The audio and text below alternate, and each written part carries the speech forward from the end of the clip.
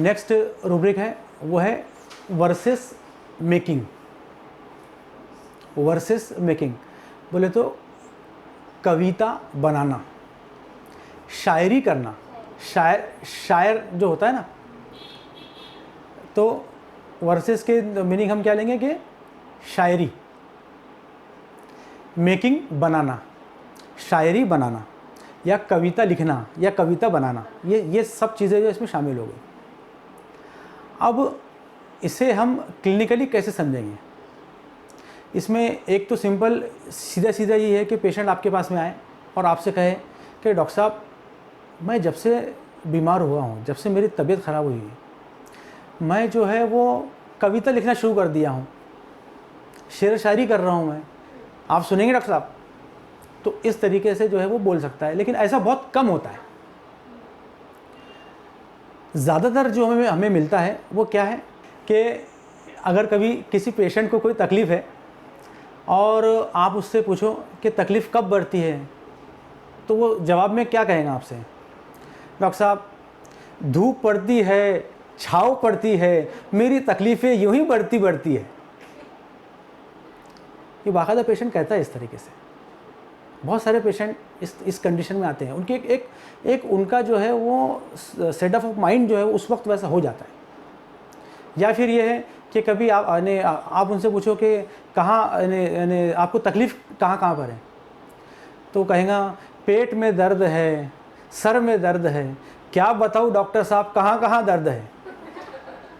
तो ये जो चीज़ें है ना, हाँ राइम्स में बोलेगा वर्सेस मेकिंग, कि वो जो है हर चीज़ को जो है वो आपके हर सवाल का जवाब या ज़्यादातर आपके सवालों के जवाबात जो है वो इस तरीके से पोइट्री में देगा।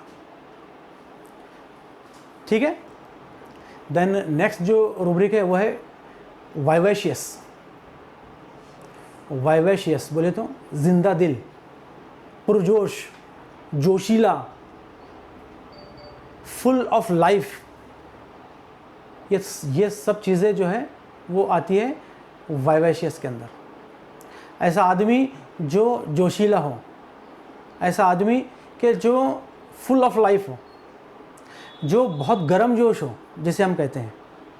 जनरली ऐसे बच्चे जो बहुत बबली होते हैं, ऐसे बच्चे जो बहुत ज़्यादा यानी तकलीफ़ की कंडीशन में भी, ऐसे बच्चे जो तकलीफ़ की हालत में भी जो है वो बहुत भाग दौड़ करते हैं, बहुत जॉली रहते हैं, बहुत जो है वो एनर्जेटिक रहते हैं, वो सब के सब जो बच्चे हैं वो आएंगे वाइवेशियस के अंदर।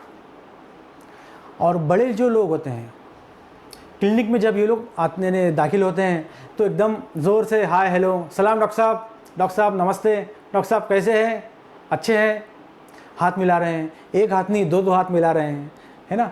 या फिर ये है कि बहुत अच्छे से जो है वो आपसे जो है वो बहुत एनर्जी से आपसे जो है वो मिलते हैं, जो एकदम जिन्हें देखकर आपको लगेगा कि यार ये कितना एनर्जेटिक है, ये बात करता है तो एक पावर जो है वो इसके बॉडी से जो है वो निकल रही है, जब बात करता है तो एक एनर्जी जो है वो इसके बॉडी से निकल रही है। इतनी तकलीफ़ के अंदर भी जो है ये बहुत एनर्जी से बात कर रहा है, बहुत जो है वो जॉली नेचर, बहुत पुरजोश तरीके से आपसे जो है वो मिलने वाले, बहुत पुरतपाक अंदाज में आपसे जो है वो बात करने वाले, ये सब लोग जो है वो क्या कहलाते हैं? वाइवेशियस। नेक्स्ट जो रूब्रिक है वो है वॉन्डरिंग डिज़ायर टू। वॉन्डर बोले तो क्या होता है कि घूमना फिरना। अब इसको कभी हम समझे कि वॉन्डर में क्या होता है कि बिना मकसद के घूमना फिरना, सिर्फ घूमना फिरना नहीं बल्कि इसमें कोई मकसद नहीं होता। एक आदमी यहाँ से वहाँ जाए, वहाँ से वहाँ जाए, बस घूमते रहे, उसको कोई काम नहीं है वहाँ पे, उसका कोई प्लान नहीं है वहाँ जाने का, उसका कोई मकसद नहीं है, बस एक जगह से दूसरी जगह जाने वाला, एक जगह से दूसरी जगह घूमने वाला, इसे कहा जाता है वॉन्डर। तो वॉन्डरिंग डिज़ायर टू, उसकी इच्छा होती है घूमने फिरने की, उसकी इच्छा होती है एक जगह से दूसरी जगह जो है वो जाने की बिना कोई मकसद के, उसका कोई प्लान नहीं होता, बिना कोई प्लान के, बिना कोई मकसद के, बिना कोई उसका जो है वो वहाँ जाने का जो है, वहाँ जाकर जो है क्या करेगा बिना कोई सोचे, तो जो शख्स इस तरीके से जो है वो बिना कोई मकसद के घूमता फिरता है उसे कहा जाता है वांडर। तो ऐसे आदमी वांडरिंग डिज़ायर टू, उनकी चाहत होती है कि वो इधर उधर घूमे फिरे बिना कोई मकसद के। अब क्लिनिकली हम लोग इसे कैसे समझेंगे कि कोई पेशेंट जो है वो इस रूब्रिक में है वांडरिंग डिज़ायर टू में। ड्यूरिंग केस टेकिंग पेशेंट हमसे ये कहे कि डॉक्टर साहब, जब मुझे तकलीफ़ होती है ना तो दिल करता है कि कोई रिश्तेदार के पास चले जाऊं, वहाँ जाता हूँ, थोड़ी देर रुकता हूँ, फिर दूसरे के वहाँ पे जाने का दिल करता है, फिर जो है वो वहाँ से तीसरे के पास जाने का दिल करता है। तो आप पूछे कि वहाँ जाके आप क्या करते हो? कुछ नहीं डॉक्टर साहब, बस दिल करता है कि एक जगह से दूसरी जगह जाऊँ, यहाँ से वहाँ जाऊँ, मुलाकात जो है वो करता हूँ, फिर निकल जाता हूँ, बिना कोई मकसद के डॉक्टर साहब मिलता हूँ उनसे, उसमें कोई मेरा मकसद नहीं होता है मिलना। तो ये कहलाएगा कि wandering desire to wander. Then next जो रूब्रिक है वो है ट्रैवल डिज़ायर टू वांडरिंग। देखिए हमने कि बिना मकसद के इधर से उधर घूमना। यहाँ पर क्या है कि ट्रैवल डिज़ायर टू, कि यहाँ पे क्या होता है कि यहाँ पे उसका कोई ना कोई मकसद होता है। ट्रैवल डिज़ायर टू में सफ़र करने का उसका मकसद होता है। तो ये जो रूब्रिक है उसके मीनिंग क्या हुए? ट्रैवल डिज़ायर टू, के सफ़र करना उसे अच्छा लगता है। सपोज़ पेशेंट आपसे कहे कि डॉक्टर साहब, मुझे जो है वो ट्रैवल करना बहुत अच्छा लगता है, मुझे सफ़र करना बहुत अच्छा लगता है, मुझे हिल स्टेशन जाना, वहाँ पे घूमना, नेचुरल चीज़ें देखना या अदर कंट्रीज़ में जाके घूमना मुझे बहुत अच्छा लगता है। तो ये क्या है? उसका एक मकसद है ना, वहाँ जाना, वहाँ पे घूमना फिरना, तो उसके लिए पूरा प्लान करता है, तमाम चीज़ें वो करता है। तो ये कहलाता है ट्रैवल डिज़ायर टू। उसे घूमना फिरना, जिसे हम कहते हैं कि ट्रैवल, यानी ऐसे स्पॉट्स के जो ट्रैवलिंग स्पॉट्स कहलाते हैं, ऐसी जगह के जो सयाहत के लिए मशहूर है, वो जगहों पे जाना इससे अच्छा लगता है, तो वो कहलाता है travel desire to. Wandering desire to में कोई मकसद नहीं होता, ट्रैवल डिज़ायर टू में एक मकसद होता है जिसके तहत वो सफ़र करता है। ठीक है।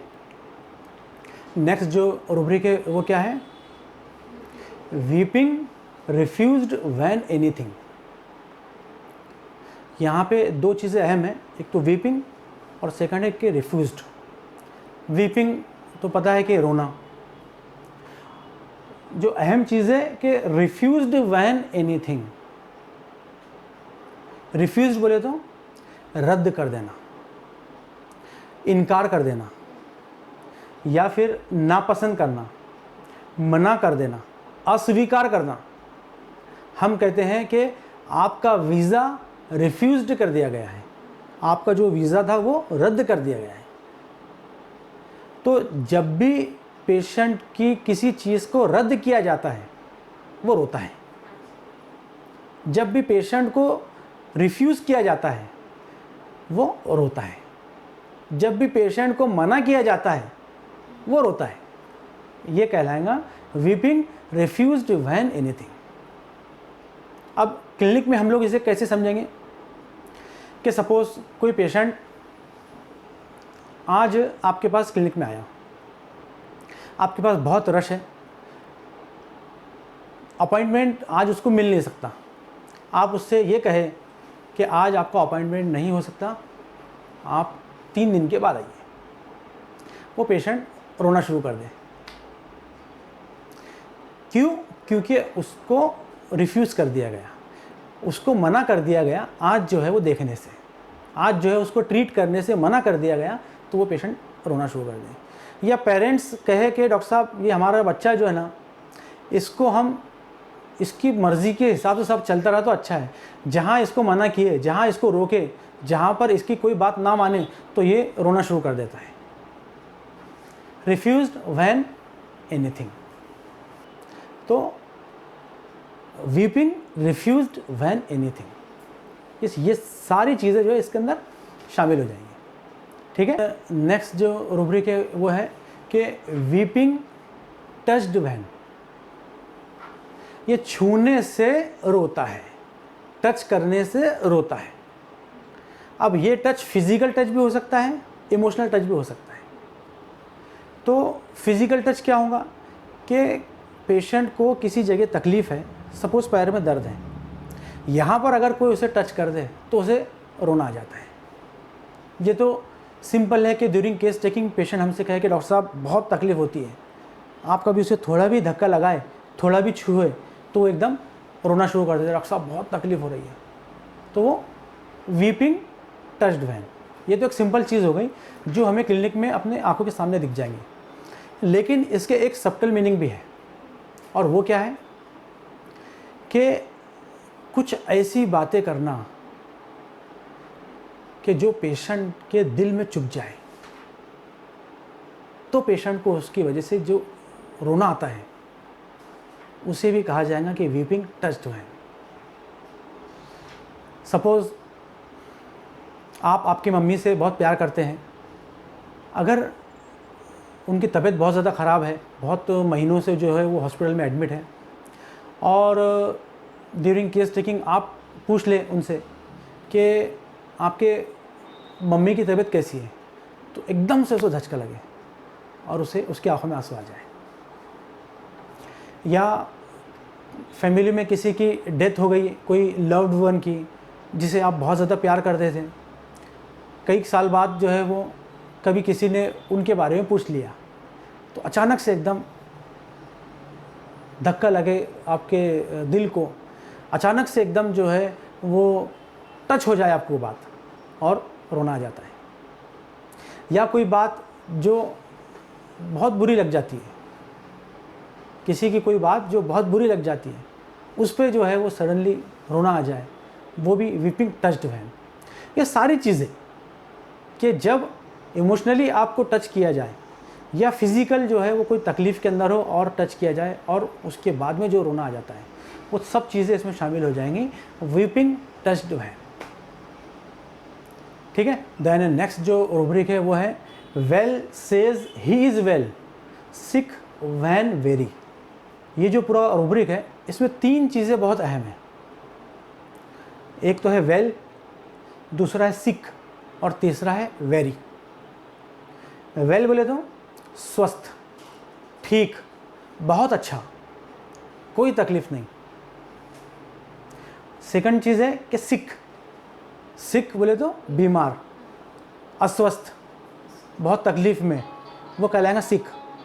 और जो थर्ड चीज़ है वो है कि वेरी, यानी बहुत ज़्यादा मात्रा में, बहुत ज़्यादा, ऐसी चीज़ जिसकी बहुत ज़्यादती हो। तो अब ये पूरा जो रूब्रिक है अगर कभी हम इसे देखें तो इसके मीनिंग क्या होंगे कि पेशेंट बहुत ज़्यादा बीमार रहता है, पेशेंट बहुत ज़्यादा सिक है, बीमार है, फिर भी वो ये कहे कि मैं तो बहुत अच्छा हूँ। ये जो पूरा रूब्रिक है ये उसके मीनिंग है कि well says he is well, sick when very, बहुत ज़्यादा बीमार है, बहुत तकलीफ़ में है, फिर भी ये कहे कि नहीं मैं तो बहुत अच्छा हूँ। अब क्लिनिक में हम लोग इसे कैसे समझेंगे? सपोज़ कोई पेशेंट है जो बेड पे पड़ा है और हाई ग्रेड फीवर है, पूरा बॉडी जो है वो बुखार में उसका जल रहा है हीट से, और जब आप उससे पूछे कि कैसी तबीयत है, मैं तो बहुत अच्छा हूँ, मुझे क्या हुआ है, मुझे तो कोई तकलीफ़ नहीं है, तो वेल सेज ही इज़, क्या आएगा, well says he is when very sick. या फिर कोई पेशेंट के जिसको यानी कोई आई प्रॉब्लम है, जिसकी आँखों में कोई प्रॉब्लम है, ऐसा पेशेंट कि जिसकी आँखों में कोई प्रॉब्लम है, बहुत आंखें लाल हो गई है, आँखों से बहुत ज़्यादा पानी जा रहा है, या कोई पेशेंट कि जिसके कान में बहुत तकलीफ़ है, कान से पूरा पस डिस्चार्ज हो रहा है, और इतनी कंडीशन के बावजूद भी वो आपसे कहे कि नहीं मैं तो बहुत अच्छा हूँ, मुझे क्या हुआ है, कोई पेशेंट जो बहुत सीवियर, उसे बहुत बड़ा अल्सर है कोई पेशेंट को, और उसमें से जो है पस डिस्चार्ज हो रहा है। अब आप उससे पूछे कि क्या हुआ है, नहीं कुछ नहीं हुआ है, क्या है, छोटी मोटी चीज़ है, ठीक है ना, कोई मसला नहीं, अच्छा हूँ मैं अच्छा हूँ, कोई मसला नहीं। तो ये तमाम चीज़ें जो है वो यहाँ पर आ जाएंगी कि well says he is well when very sick. ऐसे पेशेंट चल नहीं पा रहे हैं, लंगड़ के चल रहे हैं, आप पूछ रहे क्यों, क्या हुआ, नहीं नहीं कुछ नहीं हुआ, अच्छा हूँ, ठीक है। तो ये सब चीज़ें जो है वो इसमें शामिल हो जाती है।